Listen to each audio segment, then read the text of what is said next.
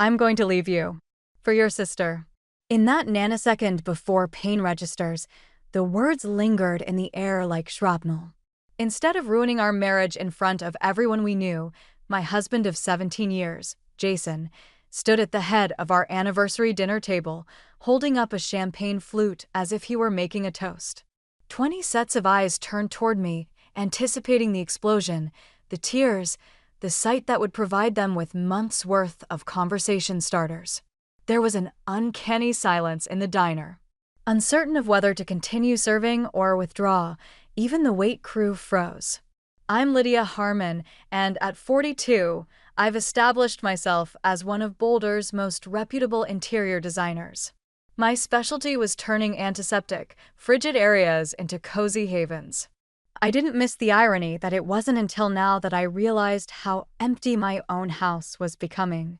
I appreciate your candor, I murmured, maintaining my composure in spite of the internal earthquake. I grabbed a big manila folder from my handbag and placed it purposefully on the white tablecloth before him. Timing is everything, isn't it? Jason looked down at the folder, his arrogant demeanor wavering. His voice became less confident in its theatrical quality when he inquired, "What's this?" "Open it," I said, getting up from my chair. I adjusted my dark blue dress, which I had bought especially for this evening, and turned to face our astonished family and friends seated around the table. My sister Vanessa sat among them, her eyes unable to see mine, her face devoid of color. "Enjoy the rest of your meal, please," I said. "The bill has been settled," and then I gave Jason one final look. "I believe you'll find everything in order."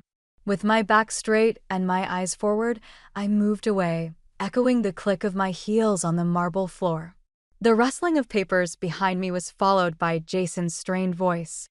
I didn't turn around.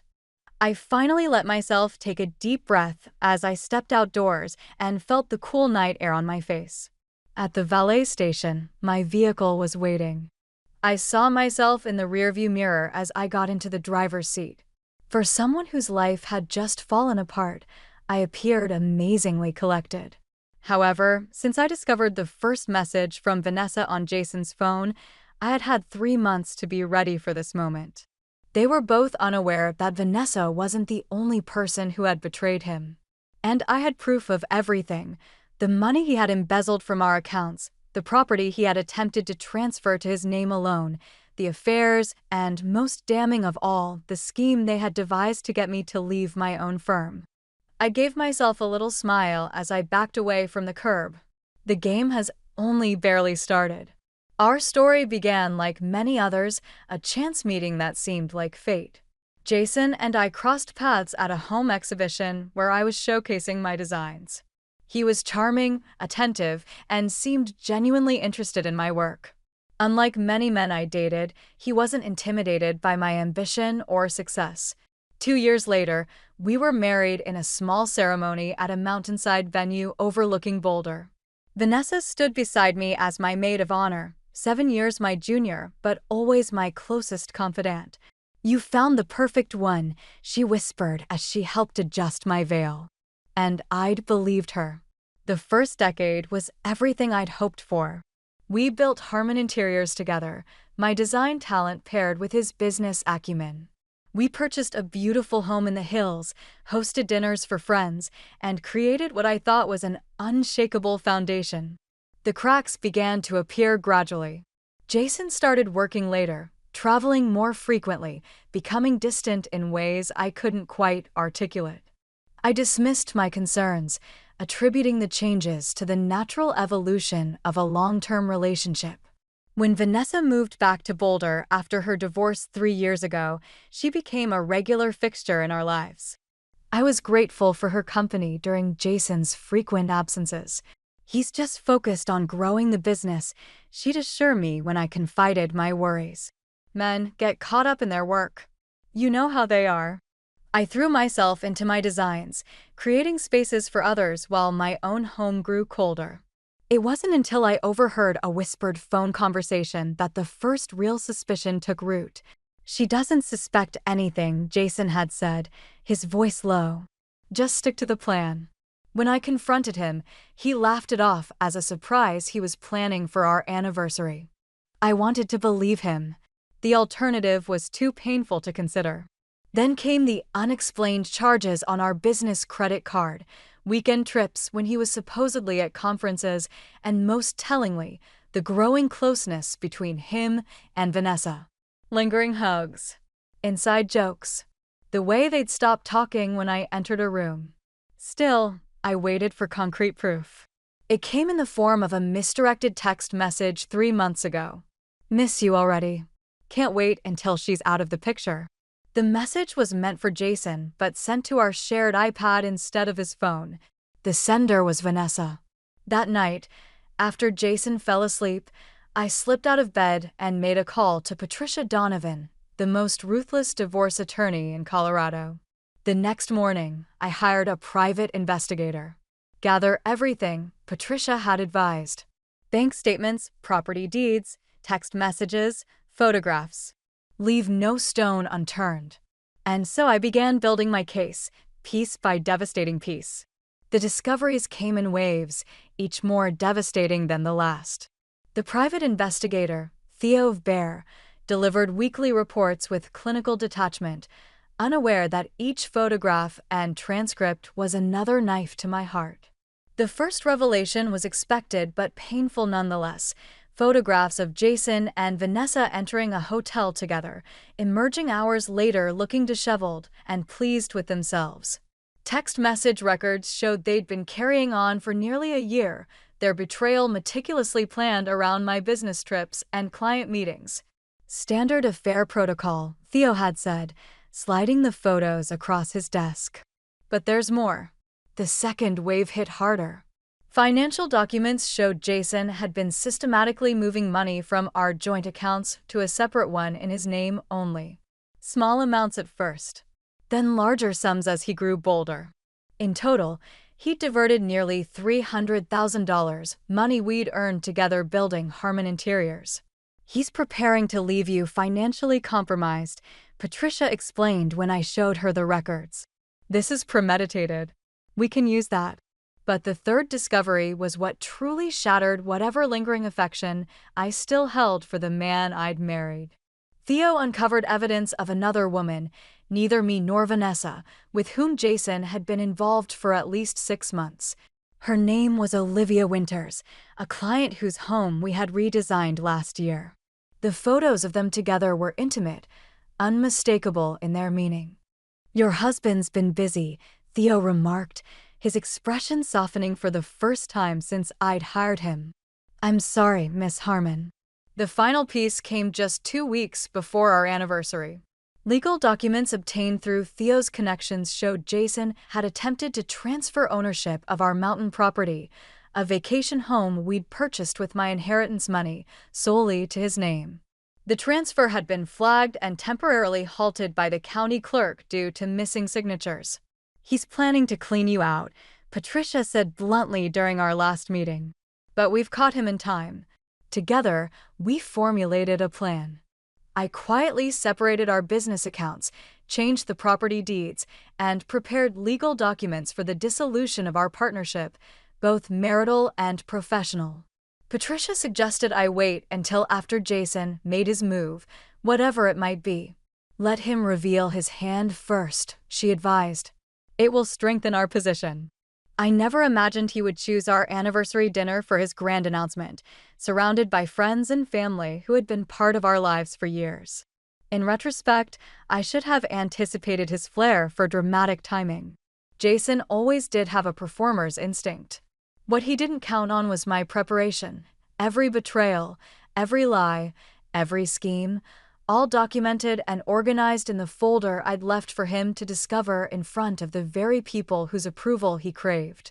As I drove home from the restaurant, my phone began buzzing with messages and calls. I ignored them all. Instead, I focused on the road ahead, on the home that would remain mine, on the company I had built and would now run alone. Tomorrow would bring chaos.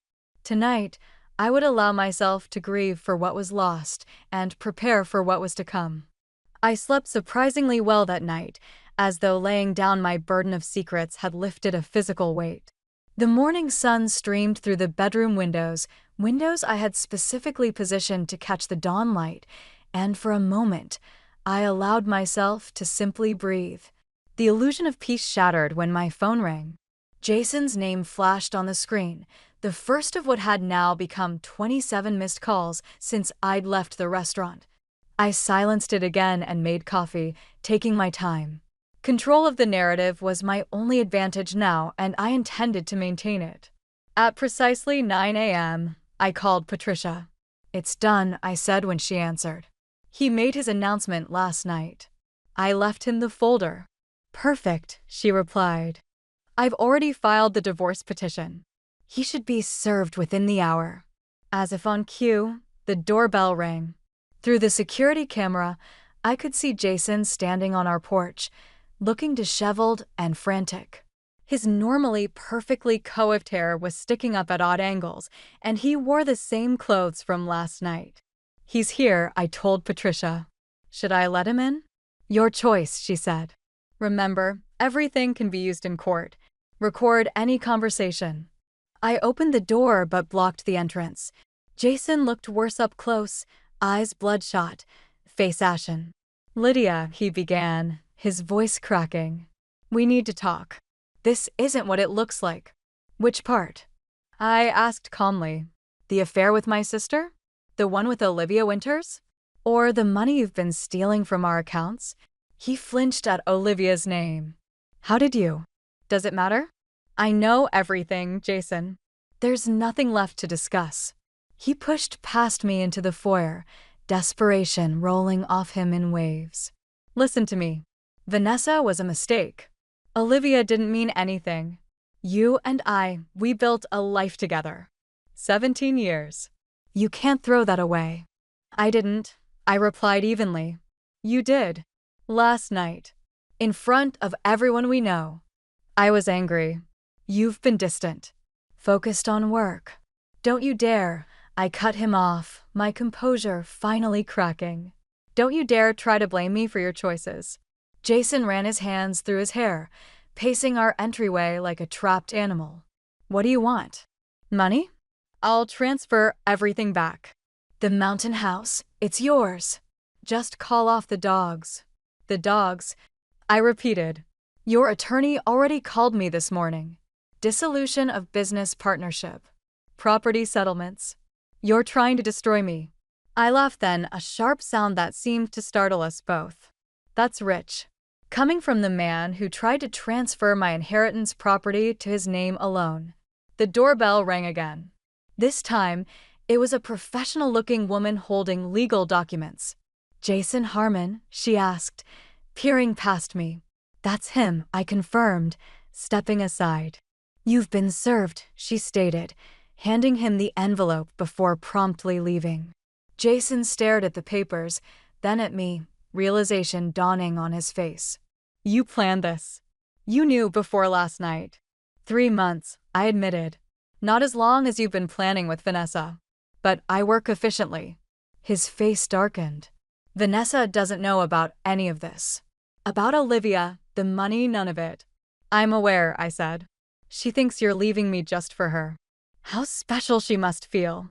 "She loves me," he said defensively. "And Olivia? Does she love you too? Does she know she's the other woman?" Jason's phone chimed with a text. He glanced at it, and what little color remained drained from his face. "What have you done?" he whispered. "I haven't done anything yet," I replied. But Theo Weber, my very thorough private investigator, might have accidentally sent some photos to Vanessa this morning. Technology can be so unpredictable. The sound of screeching tires outside told me the next act of our drama was about to begin. Vanessa burst through the front door without knocking, her face contorted with rage and heartbreak. She'd clearly dressed in haste, mismatched shoes, inside-out sweater, hair pulled back in a messy ponytail. In her hand, she clutched her phone like a weapon. "You bastard," she spat at Jason, ignoring me completely. "Who the hell is Olivia?" Jason's eyes darted between us, calculating his best move. I stepped back, leaning against the stair railing to watch the performance unfold. This confrontation was inevitable, but I hadn't expected it so soon. Theo must have sent the photographs immediately after our conversation. Vanessa, calm down, Jason said, raising his hands in a placating gesture. Explain, she shrieked, thrusting her phone toward his face. Explain why you're in bed with this woman while telling me you love me, while promising me we'd be together after you left Lydia. It's not what it looks like, he insisted, the irony of repeating the same line he'd used on me moments ago apparently lost on him. Vanessa finally seemed to register my presence. She turned to me, her expression cycling through shame, defiance, and confusion. You knew, she asked, her voice smaller now. About you and Jason? Yes. About Olivia also? Yes. I kept my tone neutral. Clinical, even. About the money he's been stealing from our business? The property he tried to claim for himself? And the plans you two made to push me out of my own company? All of it. Vanessa blanched. We didn't, she turned back to Jason. What is she talking about? Jason shot me a venomous look. Don't listen to her. She's trying to turn us against each other. I walked to the sideboard in our dining room and returned with copies of the documents I'd compiled. Bank transfers, property records, text message transcripts, the real ones, not the edited versions he showed you. Vanessa took the papers with trembling hands. As she read, her breathing became shallow. Once she's gone, we can expand Harmon Interiors nationally, she read aloud from a transcript. Your design aesthetic combined with my business model will make millions. Lydia is too provincial, too attached to Boulder. She looked up, eyes swimming with tears. You said that was about a potential investor, not about me replacing Lydia. Jason stepped toward her. Baby, you don't understand. Don't baby me. Vanessa snapped, recoiling from his touch. And the money? You said you were saving for us to start over. I was. Jason insisted. Everything I did was for our future. Even Olivia? I interjected quietly. Vanessa flipped through the photographs, each one delivering a fresh blow. 3 weeks ago, she murmured, examining a timestamp. You said you were in Denver meeting suppliers. She doesn't mean anything, Jason pleaded. It was just physical. Like I was just physical in the beginning? Vanessa asked, her voice hollow. Before you convinced me we were in love? The realization seemed to hit her all at once.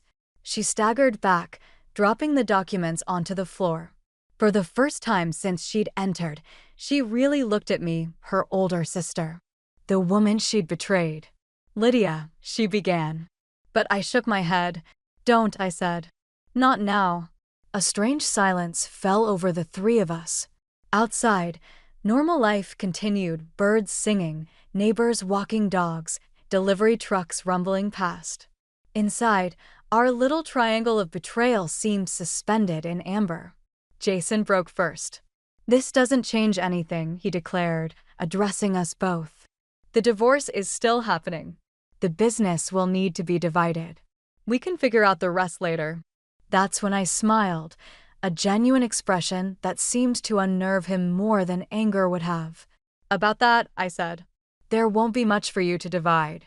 What are you talking about? Jason demanded, the confident businessman persona sliding back into place. Harmon Interiors is worth millions. The contracts alone are. In my name now, I finished for him. As of last week, all clients have been transferred to Lydia Harmon Designs. It's amazing how understanding people can be when they learn their designer's husband has been embezzling funds. Jason's face contorted with rage. You can't do that. We built that company together. Actually, I can. Patricia had our partnership agreement reviewed by 3 separate attorneys. The morality clause you insisted on including when we signed with the Westbrook Group last year? It works both ways. Your actions breached the contract, giving me legal grounds to dissolve the partnership and retain the clients. This is ridiculous, he sputtered. No judge will uphold this. 2 already have, I replied. The temporary injunctions were granted yesterday. You'll find you no longer have access to the design studio, the client files, or the business accounts. Jason's phone began buzzing. He glanced at it, then answered sharply. What? His expression shifted from anger to disbelief as he listened. That's impossible. Check again. After another moment, he ended the call without saying goodbye. Problem? I asked innocently. What did you do to the Aspen project? He demanded. That client just pulled out of a $2 million contract. I didn't do anything. Apparently, the Thorntons don't appreciate learning that their designer's husband is sleeping with Mrs. Thornton's sister. Awkward coincidence, isn't it? Olivia should have mentioned her family connections. Vanessa had been watching our exchange like a tennis match, her gaze bouncing between us. Now, she began gathering her things, clearly eager to escape. Where do you think you're going? Jason asked her. Home, she replied, not meeting his eyes. This is between you two now. Don't be naive, he snapped. You're as involved as I am. Your text messages, your plans for the company, you're not innocent in this. Vanessa flinched. I never planned to hurt Lydia financially. You said we'd offer her a fair buyout. And you believed him? I asked, genuinely curious. After watching him betray his wife of 17 years? She had no answer for that. For what it's worth, I continued, I've instructed Patricia not to name you in the divorce proceedings. Your relationship with Jason is your business now. Vanessa looked at me in surprise. Why would you do that? Because public scandal would hurt our parents. And they've done nothing wrong. And because, I added, I suspect you'll suffer plenty without my help. Jason scoffed. Always the martyr. No, I corrected him. Always the pragmatist. The story is already circulating. You made sure of that with your public announcement. I have no desire to feed the rumor mill. I simply want what's mine and for both of you to disappear from my life. Jason's phone buzzed again with another call, which he ignored. This isn't over, he threatened. I'll fight you on every front. You're welcome to try, I said. But before you do, you might want to speak with the Department of Financial Services. They're quite interested in those unauthorized transfers from our business accounts. The color drained from his face. You reported me? No, I said. Your assistant, Gretchen, did. After finding the discrepancies during the quarterly audit. Apparently, she has ethical standards. Who knew? Vanessa reached the door first, pausing with her hand on the knob. I never thought it would end like this, she said to no one in particular. It hasn't ended yet, I replied. But it will. Soon enough. As they both left separately and in opposite directions, I felt a strange sense of emptiness where rage should have been. The confrontation I'd anticipated for months had finally happened, but victory tasted different than I had imagined. The weeks following the confrontation passed in a blur of legal meetings, client reassurances, and quiet evenings alone in the house that now felt both emptier and more mine than ever before. Jason had moved into a downtown apartment, reportedly alone. Vanessa had returned to Phoenix, according to our mother's tearful phone call. She won't tell me what happened, Mom had said, only that she made a terrible mistake. Some mistakes can't be undone, I'd replied, unwilling to elaborate further. The divorce proceedings moved swiftly, facilitated by the mountain of evidence I'd gathered and Jason's sudden reluctance to fight once the financial investigation began. The Department of Financial Services had frozen several of his accounts pending their findings, leaving him with limited resources to mount a legal challenge. On a crisp fall morning, I met with Patricia in her office to review the final settlement offer. He's giving up, she said, sliding the document across her desk.